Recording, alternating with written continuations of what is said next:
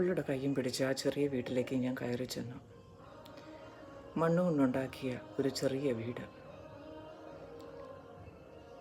മണ്ണിൻ്റെ ചുവപ്പ് ഇപ്പോഴും ഓർമ്മയുണ്ട്. തോളിൽ ഒരു ചെറിയ തോർത്തും ഇട്ടുകൊണ്ട് അവളുടെ അപ്പനെ ഞാൻ കണ്ടു. ആ ഓർമ്മയും എനിക്ക് മനസ്സിലുണ്ട്. കഴിക്കാനായി ഞാനും അവളും നിലത്ത് ചമ്രം പടഞ്ഞിരുന്നു. ഒരു പാത്രത്തിലേക്ക് ചൂടുചോറ്, വെള്ളാരം കല്ല് പോലുള്ള ചൂടുചോറ് അവളുടെ അമ്മ എനിക്ക് തന്നു. ആ ചോറിന് മുകളിലേക്ക് ഒരു തവിയിൽ മീൻകറി എടുത്ത് ഒഴിച്ചു. ആ മീൻകറിയുടെ ചുവപ്പും ഇന്നും ഞാൻ ഓർക്കുന്നു. വളരെ സ്വാദോടെ ഞാനത് കഴിച്ചു.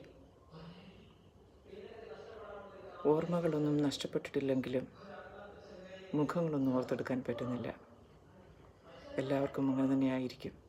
കാര്യം ബാല്യകാലത്തെ ഓർമ്മകൾ അതെന്തോ ഒരു നിധി പോലെയാണ്.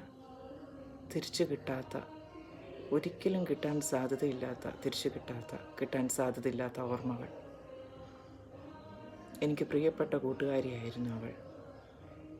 5ാം ക്ലാസ് വരെ ഞങ്ങൾ ഒന്നിച്ചു പഠിച്ചു.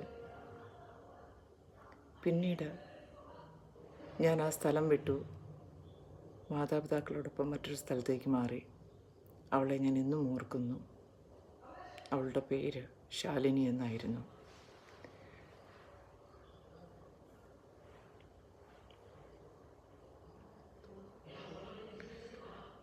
ശാലിനി എൻ്റെ കൂട്ടുകാരി.